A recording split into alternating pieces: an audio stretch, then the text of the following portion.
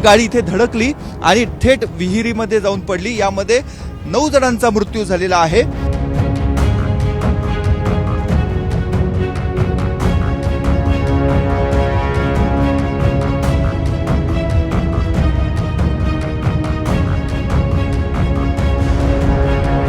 सगळ्यांना हळहळ करून गेलेली घटना आहे साहेब। आणि आमचे पण लहान लहान मुलं आहेत, त्याच्यामुळे आम्हाला पण फार म्हणजे न भरून निघणारं हे जे कुटुंबावर ज्या आघात झालेला आहे तो फार न भरून निघणारं नुकसान आहे आणि हळहळच व्यक्त केली पाहिजे या गोष्टीची।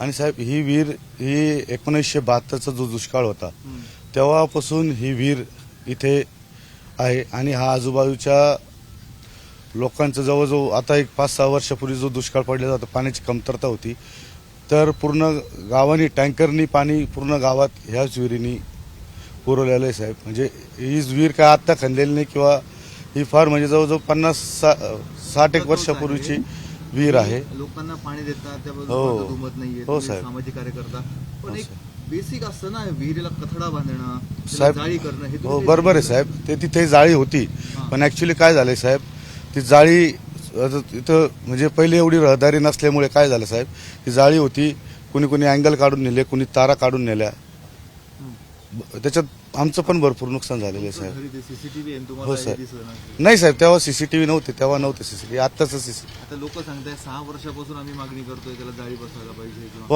आमची पण मागणी साहेब, आम्ही पण नगरपंचायतीकडे दिलेली आहे। विहीर तुमचीच आहे, तुम्हीच हो साहेब, नाही साहेब आता ती कसं आहे, हा रस्ता नगरपंचायतीकडे गेलेला वर्ग झालेला आहे, त्याच्यामुळे ते नगरपंचायतीने आम्ही त्यांना विहिरीची मालकी कोणाची?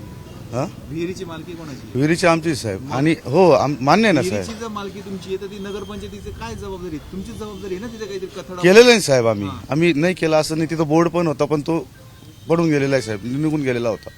म्हणजे फार म्हणजे आम्हाला पण दुःख आहे त्या गोष्टीचं, याच्यापुढे तर काय बोलू शकत नाही साहेब। कोण आहे?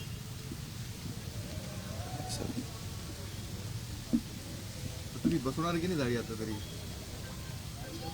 आम्ही करतो साहेब, म्हणजे असं करत नाही असं काही नाही। आणि काय याच्या आधी काय कोणती घटना घडली साहेब, पहिलीच घटना घडलेली, म्हणजे दुःखद घटना घडलेली आहे। स्थानिक लोक सांगतात अनेक वर्षांपासूनची मागणी होती। नाही आता स्थानिक लोक काय ते सगळे इथेच राहणार आहे साहेब, हे पण इथंच राहतात, हे पण इथंच राहतात, त्यांना विचारा, ही पहिलीच घटना आहे साहेब। म्हणजे असं काही नाही, हे पण इथंच राहतात, हे पण इथंच राहतात, स्थानिक लोक आहे।